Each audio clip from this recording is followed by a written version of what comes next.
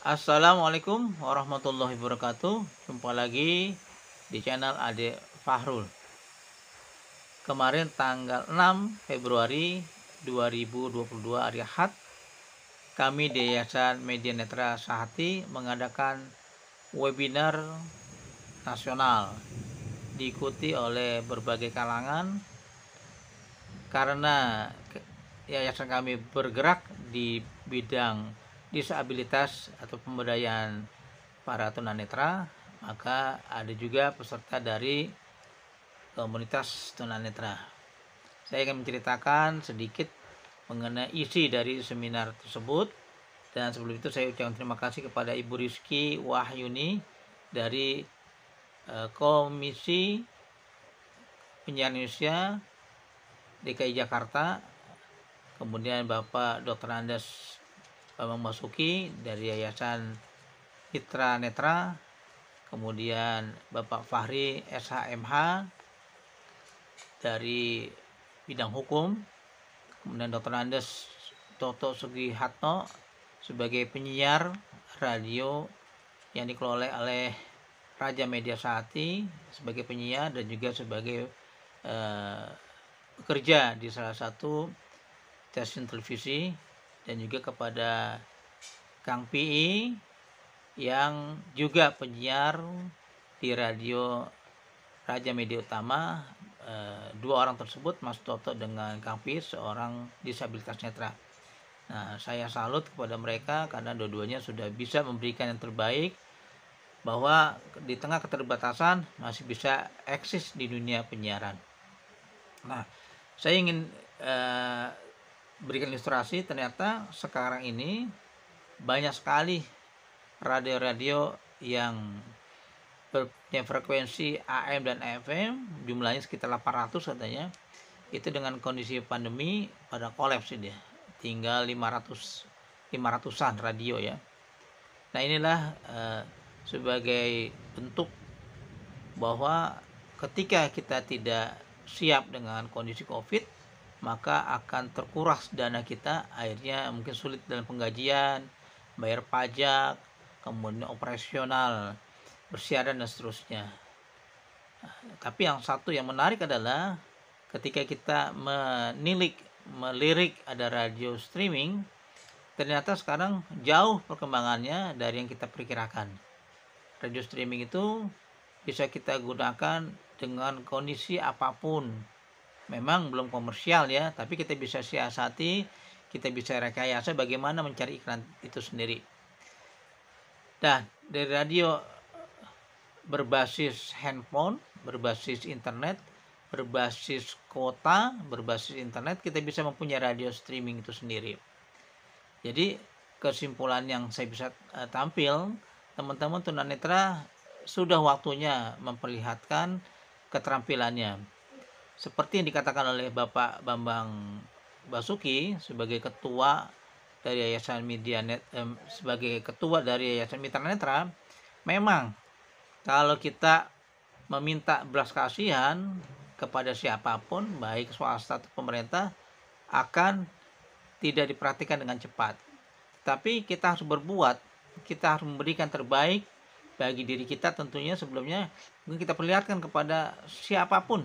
Akhirnya sekarang ini Yayasan Mitra Netra sudah membuktikan ada beberapa orang yang jago di bidang programmer, yang tadinya mungkin sulit bagi orang tunanetra mempunyai keterampilan atau skill di bagian programmer.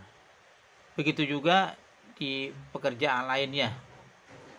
Sehingga seharusnya teman-teman tunanetra atau disabilitas mengasah diri baru membuktikan. Jadi agak sulit memang kalau kita meminta belas kasihan. Jangankan yang tunanetra, yang tidak tunanetra pun sulit sekali. Tetapi harus kita buktikan bahwa kita bisa. Dan juga di situ dikatakan bahwa ketika kita mempunyai keterampilan, orang bisa tahu. Kalau kita minta kesempatan, agak sulit ya. Karena kalau kita mengaca pada Undang-Undang Nomor 8 2016, ada ketentuannya 2% dari karyawan di suatu perusahaan wajib mempekerjakan disabilitas, baik daksa, baik tuli, baik netra ataupun cacat lainnya atau disabilitas lainnya. Tetapi kalau kita sudah berjuang membuktikan ini bisa, akhirnya bisa juga semua. Begitu juga dalam pendidikan. Dan pendidikan mungkin agak sulit ya untuk sekolah inklusif. Bagaimana kurikulumnya nanti, pembelajarannya, pengadaan sarananya, ujiannya, kemudian ke sekolahnya dikucilkan atau tidak, maka itu menjadi masalah besar. Tetapi kalau kita memberikan masalah, kemudian kita jawab sendiri, saya ini bisa, ada pendamping, ini ada dari huruf teks biasa menjadi huruf braille, kemudian ada orang yang mengantarkannya, dan dia bisa bergaul dengan teman-teman yang berbeda dengan dia. Itu bisa diupayakan, sehingga akhirnya orang bisa menerima, oh iya, memang bisa mereka beradaptasi. Seperti itu kira-kira. Begitu juga di yayasan kami, Yayasan Media Netra Sahati, yang lebih fokus ke media saat ini, juga bisa membuktikan bahwa teman-teman di dunia penyiaran bisa memberikan porsi, bisa memberikan kesempatan kepada teman-teman disabilitas netra atau tunanetra untuk bersiaran. Karena mereka sudah berbulan-bulan melatih dirinya di radio streaming yang mereka miliki. Jadi bisa kita lihat dulu, kita lihat SOP-nya, kita lihat tata kerjanya, kita lihat peralatannya, karena itu kan hanya kebiasaan. Sehingga teman-teman tunanetra seharusnya bisa juga menjadi penyiar profesional. Dia bisa baca, walaupun teks yang kita lihat itu berbeda dengan teks yang ada, mereka agak sulit, tapi ketika diterjemahkan atau di print dengan printer braille, mereka bisa baca. Jadi mereka harus ada 3 kali lipat lah ya untuk penguasaan dibandingkan dengan orang-orang yang awas gitu ya. Misalnya mereka harus baca, mungkin harus juga di print dulu ke huruf braille atau ditulis dengan stylus atau dengan rikletnya sebelum bersiaran 1-2 hari sebelumnya atau beberapa jam sebelumnya. Kemudian dia bisa pengenalan peralatannya dan sebagainya. Sehingga di yayasan kami ini, Yayasan Media Netra Sahati, menghimbau teman-teman yang mempunyai keterampilan, apakah jadi bersiaran, jadi programmer, menulis, mendongeng, mempunyai keterampilan di bidang IT, bisa juga memberikan tenaganya, pikirannya untuk memberikan terbaik pada saudara-saudara kita. Nah, inilah beberapa poin penting ketika kita selenggarakan acara seminar nasional. Begitu juga saya terima kasih kepada Ibu Rizky Wahyuni yang memberikan pencerahannya bagi kita mengenai dunia radio khususnya.